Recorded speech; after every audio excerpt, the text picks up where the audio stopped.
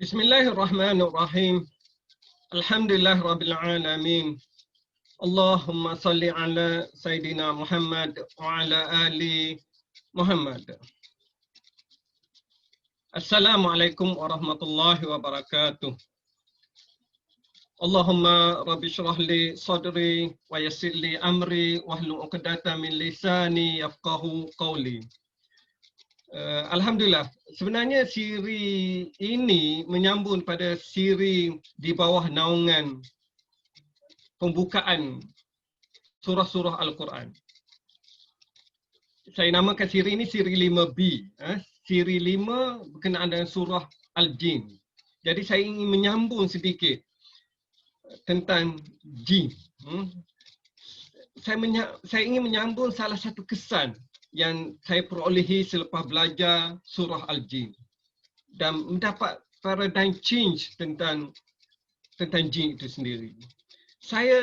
Selepas saya belajar, saya semakin intensif mempelajari tentang jin dari berbagai sumber, khususnya dari sumber Nas dan para guru agama kita untuk mengetahui rahsia jin dengan lebih seimbang, agar saya boleh meletakkan kedudukan jin dalam bentuk yang sesuai dalam masyarakat. Sudah tentu bermula dengan keluarga saya membentangkan kepada keluarga saya dan kemudian dalam forum-forum kecil yang saya dapat. Kerana saya mendapati banyak kemudaratan yang telah berlaku akibat percaya atau bergantung pada kuasa jin. Masyarakat nampak macam lebih takut kepada jin. Seperti minta laluan, penunggu, memberi makanan kepada jin untuk mengelakkan jin mengganggu kita dan seumpamanya. Segala malah banyak bala atau perkara yang terjadi hari ini yang menimpa manusia telah dikaitkan akibat gangguan jin. Sehingga ada orang bergurau. Mereka kata jin sekarang pun dah mula rimas dengan fitnah yang tidak henti-henti ke atas mereka. Hampir semua perkara malang dituduh kepada jin, sehingga jin-jin ini terpaksa tubuh persatuan pula untuk membela fitnah yang dikenakan kepada mereka.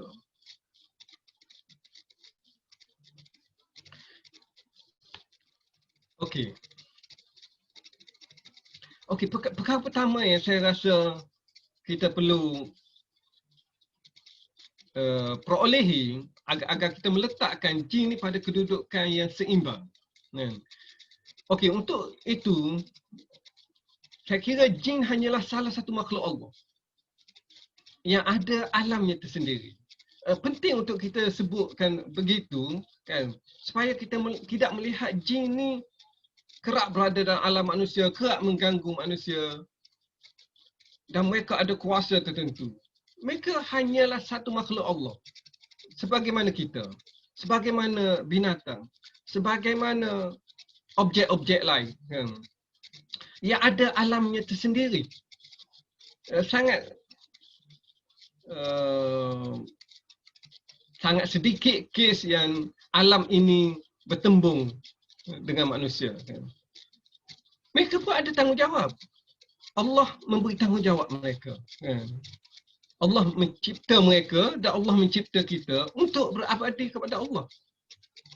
Dan ada kekuatan dan ada kelemahan yang ketara setiap masa ini. Saya sengaja menyebutkan macam tu kerana selalu bila sebahagian daripada kita takut kepada jin, kerana mereka rasa jin tu sangat kuat, jin ni boleh masuk ke dalam dinding, boleh melalui dinding, jin ni boleh membuat sesuatu yang sangat membahayakan kita. Ia mungkin to certain extent mungkin betul, tetapi sebagaimana makhluk lain ada juga yang ada kekuatan yang tersendiri, kan. Gajah sangat kuat kalau berbanding dengan kita. Buaya, berapa ramai orang yang dimakan oleh buaya. Poinnya Begitulah makhluk Allah ni, ada yang kuat dan ada kelemahan ketara. Begitu juga jin. Ada kekuatan yang Allah beri kepada mereka, tapi ada kelemahan yang ketara yang mereka ada, kan? Dan yang pentingnya, semua ini tidak berkuasa memudaratkan makhluk lain kecuali yang diizinkan Allah. Sebenarnya kalau kita imbas, begitu banyak pengalaman-pengalaman yang menunjukkan bahawa jin ni bukanlah suatu yang kuat sangat. Misalnya kalau kita tengok bagaimana para sahabat radhiyallahu anhum, kan, mereka melihat tentang jin ni. Kan. Ada sekali tu jin menjelma, menjadi manusia, kan, dan pergi, para sahabat pergi tangkap jin tersebut, cekik jin tersebut. Kan. Itulah maksud dia. Dia bergantung kepada setakat mana kita melihat perkara ni. Kan. Saya ada seorang kawan lah yang menceritakan, pada suatu hari dia menunggu orang sakit di hospital, dan ramailah dia menunggu di luar hospital di tempat bawah pokok, kan. Dan keraplah kalau kita dengar tempat-tempat macam tu, banyaklah hantu jin yang akan mengganggu manusia, kan. Ya, pada malam tersebut memang ada gangguan, quote-unquote gangguan. Pergerakan, bunyi yang agak menakutkan. Tapi kawan saya ni jenis berani, kan. Dia kata, "Woi, kenapa ganggu ni? Aku nak tidur ni. Pergi jauh-jauh." Kan. Selepas itu, aman saja. Kan. Ada satu kisah yang agak menarik, ni diceritakan oleh seorang sahabat saya juga, seorang ustaz. Dia nak beli satu rumah. Dia nak beli rumah, kan. Kemudian dia dengar ada satu rumah tu, kawasan tu sekitar, pada masa dia nak beli tu, ini beberapa tahun yang lepas, masa yang dia nak beli tu, rumah tu kawasan sekitar harga lebih kurang 300,000 lebih kurang. Dan tuan rumah nak jual 160,000. Wow, hampir separuh harga. Ya, dia pun mula-mula rasa kenapa murah sangat. Jadi bila dia pergi jumpa, dan kemudian dia ada dengar lah, sama ada jiran ke beritahu, sebenarnya dah ramai yang pergi rumah tu lihat, tetapi semua tak berani beli kerana dikatakan rumah itu berhantu, kan. Jadi dia pun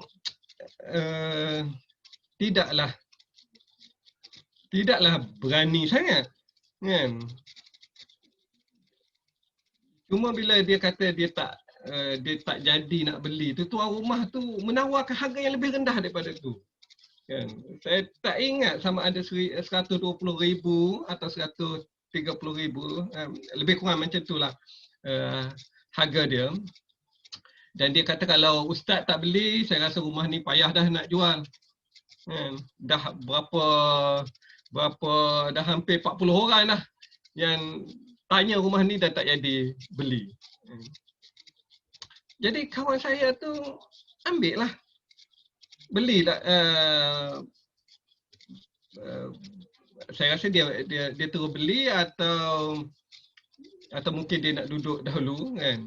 Dan rumah tu dah lama tinggal, dah elektrik pun dah tak ada. Pada malam pertama tu dia masuk seorang-seorang. Dia tak bawa keluarga dia lagi. Dia masuk seorang-seorang. Dia nyalakan lilin, saya tak berapa pasti, tapi maksud dia masa tu lampu tak ada lagi. Dia duduk, dia masuk, dia baca Quran, tak silap saya baca surah Baqarah, kan. Tidur. Dan tak ada apa gangguan. Kan. Esok pun macam tu, kan. Kemudian selepas itu, seminggu atau 2 minggu lepas tu, dia bawa keluarga, kan. Dan sehingga hari ini. Kita bukan nak menyebutkan bahawa hantu tu tiada atau jin itu tiada, kan? Tetapi yang kita nak besarkan ialah dia sangat berbeza jika kita menghadapi perkara ni dengan rasa takut, dengan kita menghadapi ni sebagai salah satu makhluk Allah yang ada dimension tersendiri, ada alamnya tersendiri, dan kita ada alam kita, kan? Dan kita diajar bagaimana untuk quote-unquote berinteraksi dengan mereka. Maksudnya bagaimana kita mendapat perlindungan daripada Allah terhadap gangguan-gangguan makhluk. Sebagaimana kita tidak, supaya kita tak diganggu buaya, kan? Kita jangan pergi tempat buaya. Maksud saya macam tu, kan? Dan alhamdulillah dalam Islam diajar segala-galanya. Okey. Dan banyak nas yang menyebutkan sebenarnya kelemahan yang ketara, mereka pun ada kelemahan yang ketara. Misalnya dalam surah Al-Hijr, ayat 39 hingga 41. Saya baca terjemahan. Iblis berkata, "Ya Tuhanku, oleh sebab engkau telah memutuskan bahawa aku sesat, pasti aku akan menjadikan mereka memandang baik perbuatan maksiat di muka bumi. Dan pasti aku akan menyesatkan mereka semuanya. Kan? Kecuali hamba-hamba engkau yang mukhlis di antara mereka." Poin saya nak di mana kekuatan mereka itu? Jadi sama ada mereka ada kekuatan fizikal atau sebenarnya kekuatan bisikan kepada orang-orang yang lemah. Misalnya, Adna ayat 99. Sesungguhnya syaitan itu tidak punya sebarang pengaruh terhadap orang-orang yang beriman dan yang berserah bulat-bulat kepada Tuhan mereka. Kalaulah syaitan tu betul ada kuasa, tentu mereka boleh mempengaruhi. Tapi kuasa mereka sangat terhad, sangat lemah kepada orang-orang yang beriman dan orang yang berserah bulat-bulat kepada Tuhan mereka.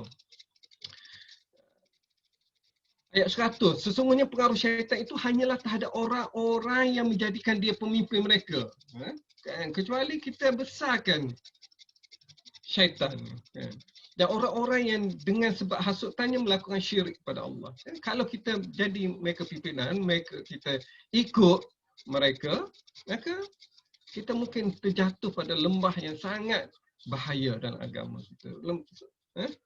Lembah syirik ni satu, kita mesti minta sangat-sangat Allah melindungi kita daripada syirik.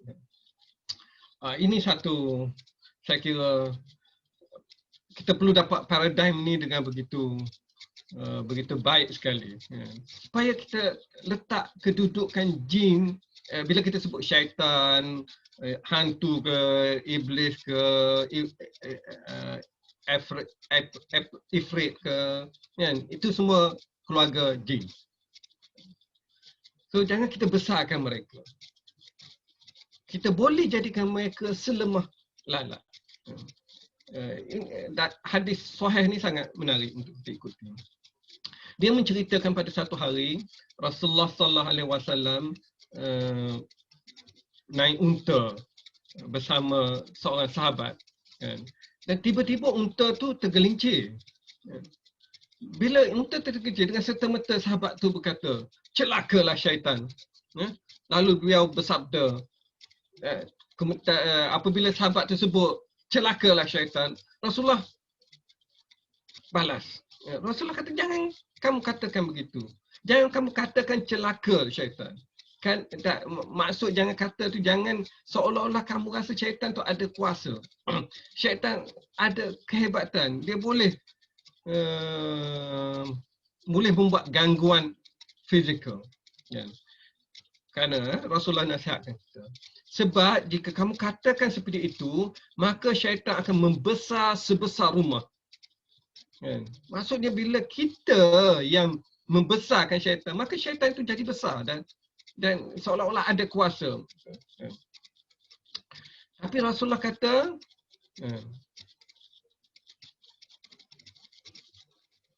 ucaplah bismillah, kan.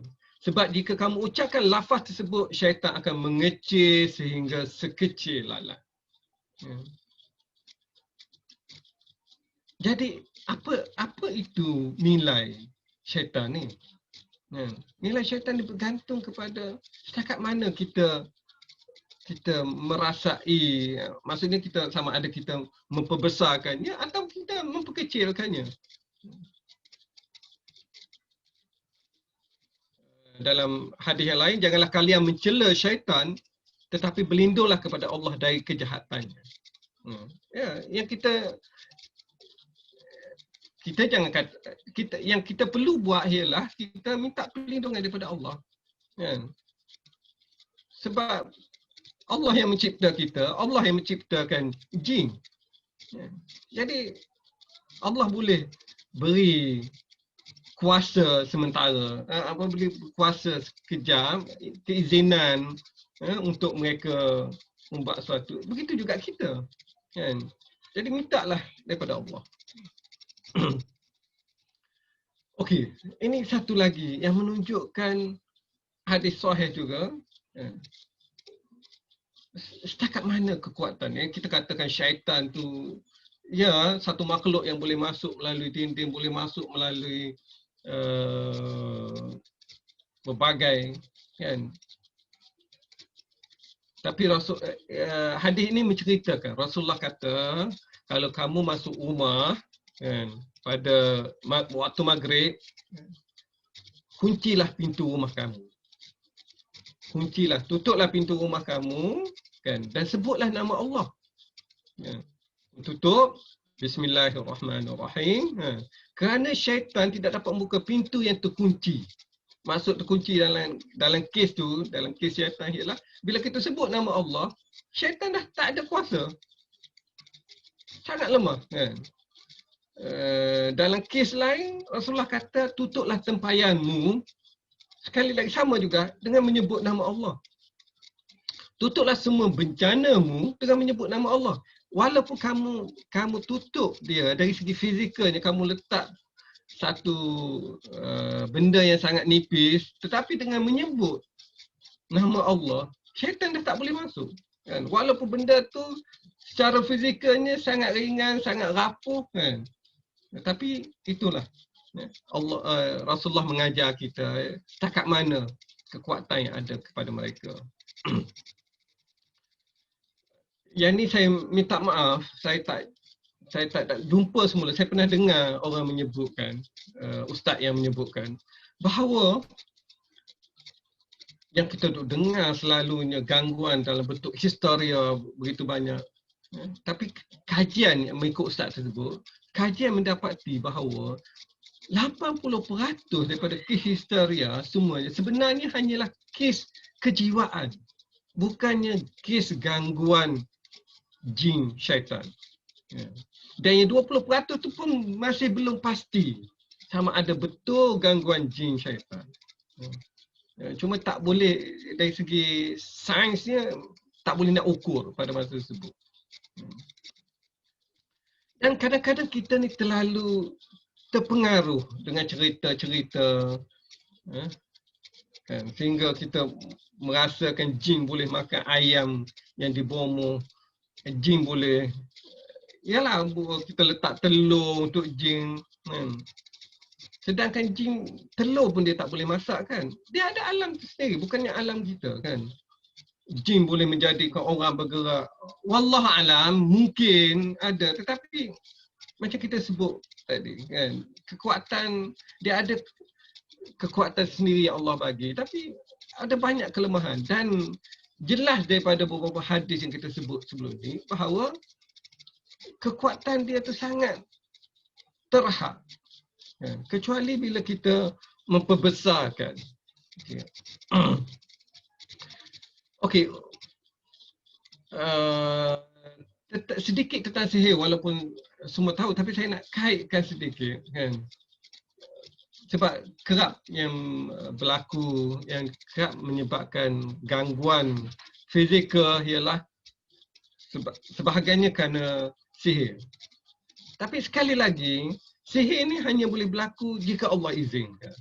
Cuba baca Al-Baqarah 102.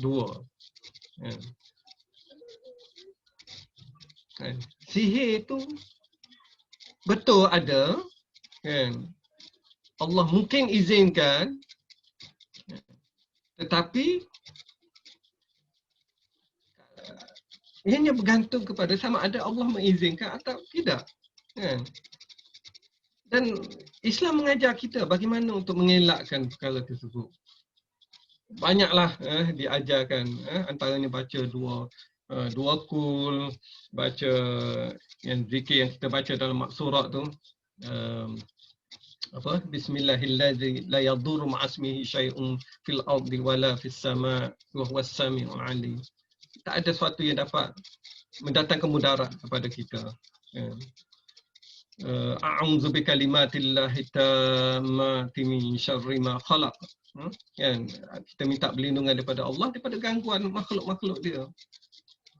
Dan insya-Allah, kan, kalau kita amalkan dengan keyakinan begitu, insya-Allah Allah akan lindungi kita. Mungkin ada tetap berlaku juga, tetapi selepas ini ada satu slide berkenaan dengan kalau berlaku. Dan kalaulah berlaku, dan kalaulah kita terkena setelah kita berusaha, dan insya-Allah Allah tolong kita. Tapi kadang-kadang Allah nak menguji kita. Dan kalau kita terima takdir tu, kan, insya-Allah Allah akan masukkan kita ke syurga. Mungkin tanpa perlu bekerja keras. Maksudnya dengan terkena setelah kita berusaha, kita minta perlindungan Allah, tapi terkena juga, kan, mungkin itu akan memberi jalan mudah kita kepada syurga. Dan kita juga kena ingat, syaitan ni KPI dia ialah untuk menyesatkan kita, bukan menjadikan kita syahid. Maksud dia, syaitan tidak akan, contohnya, syaitan tidak akan tolak kita jatuh daripada bangunan. Kan? Itu akan menjadikan kita syahid, bukan menjadikan kita sesat.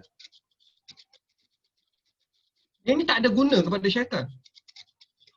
Tugas mereka ialah menyesatkan kita. KPI mereka menyesatkan kita.